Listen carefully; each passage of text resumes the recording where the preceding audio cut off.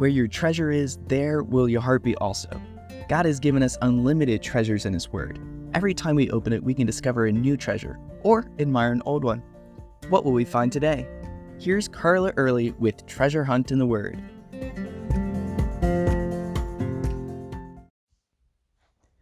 If we've read the Bible at all, we know that God loves us. And the more we read, the more we realize just how much He loves us. And we realize that His love is too deep, too wide, too high to even fathom. We see what lengths He has gone to show His love. We owe Him a debt of love that we could never repay, no matter how hard we work, even if we love and serve Him for eternity. But the best way to show our love to Him is to love one another. He points that out over and over.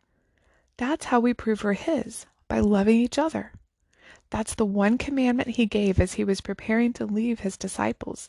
Love one another as I have loved you. In showing love to one another, we show our love to Him.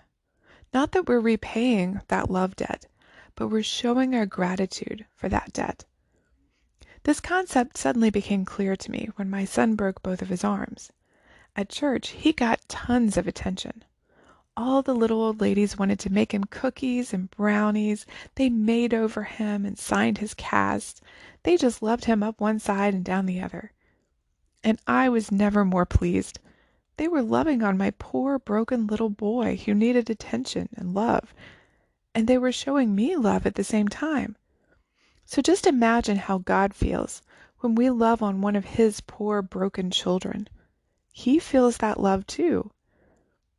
At the final judgment, Jesus will separate His sheep from the goats. And He will say to the sheep, "Come, you blessed of my Father, inherit the kingdom prepared for you from the foundation of the world. For I was hungry, and you gave me food. I was thirsty, and you gave me drink. I was a stranger, and you took me in. I was naked, and you clothed me. I was sick, and you visited me. I was in prison, and you came to me." His people will not remember doing any of that for Jesus, but He will tell them, "Most assuredly, inasmuch as you did it to one of the least of these, my brethren, you did it to me." I was reminded of this not too long ago, as my father-in-law lay dying of Alzheimer's. A sweet lady from church heard that he was in his last days. She called and said she just couldn't bear to do nothing, so she was coming over to bring a bag of snacks for us.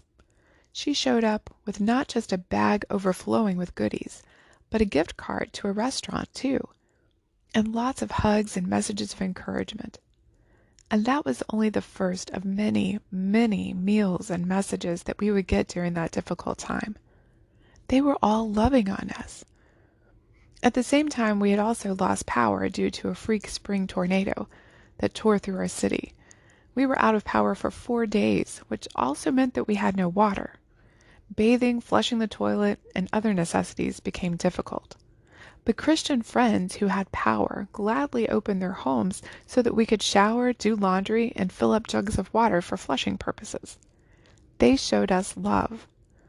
As Jesus said, "Whoever gives you a cup of water to drink in my name, because you belong to Christ, assuredly I say to you, he will by no means lose his reward." How can you show your gratitude to Christ for His love by loving on people in your sphere of influence? You can contact us at treasurehuntintheword@gmail.com. We'd love to hear the treasures God has given you through His Word. You can listen to other episodes on our website, which you can find in the description below. Thank you for listening, and remember, where your treasure is, there will your heart be also.